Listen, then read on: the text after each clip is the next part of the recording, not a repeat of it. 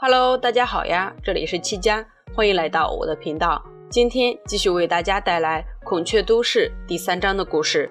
上一章我们说到，明杰因神秘原因死在了自己家的浴缸里，在熙对此感到很疑惑。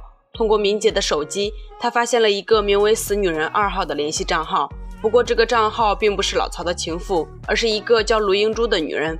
老曹因为有了污点，大概率没有机会成为检察总长了，而在熙也因此在婆婆眼里没有利用价值了，所以婆婆准备让在熙将钥匙交出来，没想到在熙却反将了她一军。回到本章，在熙得知婆婆想要让自己交出钥匙后，知道婆婆下一步是要履行承诺，将自己赶出家门，不过她自然也留了后手。她从小普那里得知了准日将被拘捕的事，再加上她现在知道俊赫出轨，一旦婆婆对她动手，那么她就会将这件事曝光出去。除此之外，她要求婆婆在培养她之前先跟她下跪道歉。原来她经过调查，猜测是婆婆杀死了明介，虽然没有证据，但是她决定扎一下婆婆。而她之所以敢让婆婆下跪，是因为婆婆是个为达目的可以放弃脸面的人。为了让准日免去牢狱之灾，婆婆果然给在熙下跪道歉，而那把钥匙在熙理所当然地继续留在自己身边。不久后，婆婆来到了画廊，几人聊起画展讲解员的事情，代表朱颜想让刘长官担任这个工作，然而在熙却有其他的想法，婆婆也破天荒的没有针对在熙，让他们2人自己商量。另一边，老曹因为情妇为他作证，已经洗白了自己，而在熙作为这件事的主谋，暂时和老曹达成了同一阵营。老曹也听从在熙的安排，没有同意签发准日的逮捕证，而朱颜也发现婆婆很不对劲，怀疑婆婆被在熙抓到了把柄。婆婆对此嗤之以鼻，她这个大儿媳相比于在熙还是太嫩了。此时的在熙正在和多恩聊天，原来她想让李雪担任这次画展的讲解员。打发走了多恩后，她突然接到了小普的邀请，很快2人就来到了一个破旧的小餐厅。当初2人在一起的时候，因为没钱，所以经常来这里吃饭。在熙制止了说起往事的小普，当然小普也不是来找他叙旧的。他拿出陆英珠的妇产科治疗记录，原来他发现了奇怪的事情。根据治疗记录上所说，陆英珠的孩子胎死腹中，但是护士却告诉他，孩子其实是被人领养走的，而这个孩子很有可能是老曹的。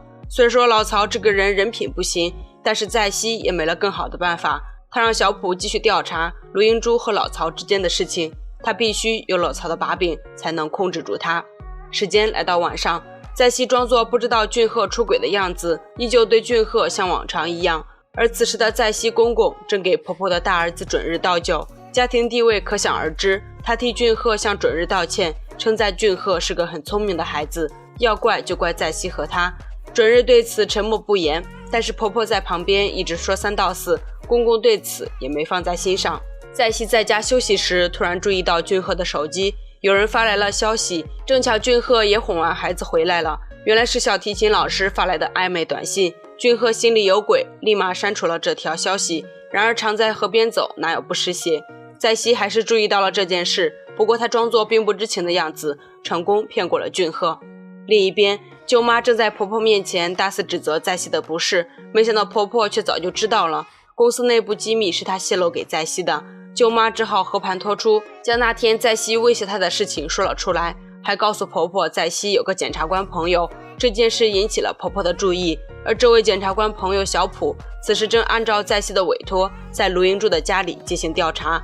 他注意到生活用品都是成对出现的，临走时还发现了一对奇怪的鸭子玩偶。第二天，在熙问起多恩讲解员的事情，见多恩没有搞定，他亲自来找打工的李雪。这里纠正上级一个错误，李雪给在熙的那份文件并不是他的论文，而是画展工作的报告书。而这个报告书并不是李雪负责的工作，只是因为李雪想要在熙面前表现自己，所以才主动写了一份给在熙过目。在熙也因此对他特别满意，确定了让他成为未来画展的讲解员。然而朱颜并没有这个想法，他带着刘长官来到公司，准备先让他熟悉一下宣传手册。然而多恩才刚修改完讲解员资料，眼前的这一幕让他愣住了，不知怎么办的他只好给在熙打去电话。此时婆婆正在画廊里接见秘书，秘书告诉婆婆，如果这次保险业法修正通过，那么纯净集团持有的电子股必须立即售出1半以上，而且因为经营权的问题，他们不能做假账。在熙在赶回画廊的路上，碰到了正准备离开的朱颜和刘长官。他向朱颜表示，他以为婆婆同意了他的换人建议，没想到朱颜听此，直接给他来了一巴掌。在熙也没生气，在这个争权夺利的家庭中，朱颜这种什么事都放在脸上的人，注定只能成为最底层的人。他告诉朱颜，之所以重新聘用李雪，是因为觉得李雪写的工作报告很不错。见朱颜仍旧不依不饶，在熙也不客气了。他按住想要再次动手的朱颜，劝他动动自己少得可怜的脑子。这番闹剧也被婆婆看得一清二楚。很快，在熙找上了刘长官。虽然他将刘长官的讲解人身份换成了李雪，但是刘长官的身份摆在这里。他这次来找刘长官，就是想让他将未来的一个新晋作家企划展交给他。没想到这个刘长官是个色鬼，夸赞在熙漂亮后，给了他一张名片，让在熙私下找他商量。不久后，在熙按照名片来到了指定的地方，只是这时俊赫给他打来了电话，他最终还是没有选择去服务刘长官。另一边，老曹在和俊赫的聚会上大吐苦水。这时小普的手机响起，原来是在熙来找他了。她根据丈夫的日程，自然猜到了小普也会跟着老曹来见俊赫。她问起小普卢英珠的家在哪儿。此时，一个神秘人在卢英珠的家鬼鬼祟祟地从柜子里拿出一份文件，刚收拾好离开，小普就带着在熙来到了楼下。两人和神秘人擦肩而过，但是并没有在意。他们一路来到卢英珠家中，在熙检查完，提起死亡申报的事情，让小普尽快处理这件自杀案件，以免节外生枝。两人正争吵的时候，神秘人将那份文件放到了一个储物柜中，之后将地址发送给了另外一个人。老曹在聚会上喝了个酩酊大醉，亲父只好来照顾他。老曹喝醉后发起了酒疯，言语中充满了对明姐的悔恨。从他的反应来看，他确实不知道明姐遇害的内幕。婆婆在家调制人参汤，她装进坛子里给准日送去。这个家庭也许和他关系还算缓和的，也只有自己的亲生儿子准日了。两人聊天的时候，婆婆提起股份的事情，他们已经找回了舅妈名下的股份，所以现在保险法修正通过也没关系了，只要将电子股和物产合并就好了。准日还想劝她，因为会计造假就是因为这个原因，婆婆却已经有了自己的打算。等扶持俊赫成为民政首席，集团一处开发地皮的项目就稳了，到时候再一拆迁，物产股价也会和利润一起恢复。准日听出婆婆的意思，她问起拆迁是否还是找俊赫爸合作，言语中透露出和他合作的担心。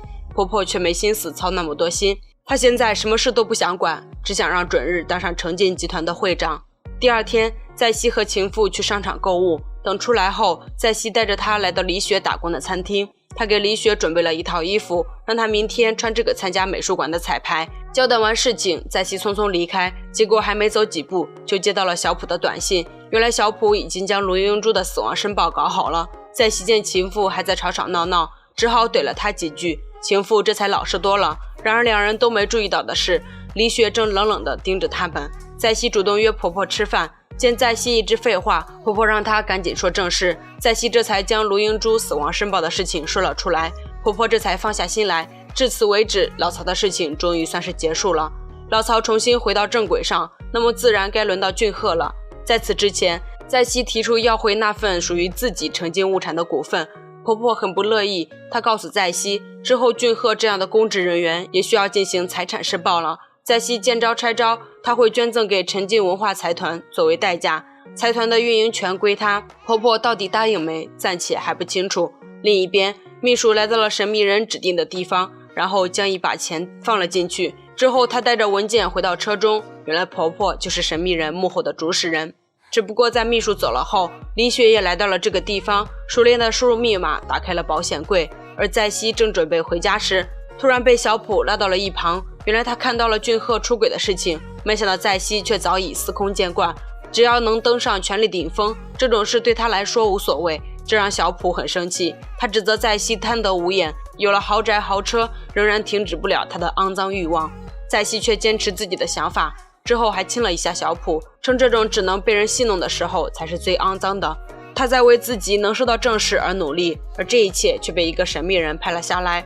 第二天一早，婆婆让在熙帮忙去书房拿个文件，让在熙没想到的是，这个文件正是她昨晚和小普亲吻的照片。婆婆也走了进来，原来是朱颜拍到的。她不想让在熙成为成晋财团的代表，在熙还想解释，婆婆却直接掏出了一把枪，让她先下跪道歉。在熙表面跪下服软，却趁婆婆不备，突然抓住枪口。她告诉婆婆，要么从今往后正视她，把她当做一个人来看，要么直接给她个痛快。争抢中，一声枪声响彻整个府邸，在熙应声而倒。本章完。在下一章中，在熙被紧急送去医院抢救，而李雪的戏份也越来越多。她究竟在这部剧中扮演什么样的角色呢？七家的解说就到这里了，关注七家不迷路，七家每天都会为大家带来最新的韩剧解说哦。动动小手给七家点个赞再走吧，我们下集再见喽，拜拜。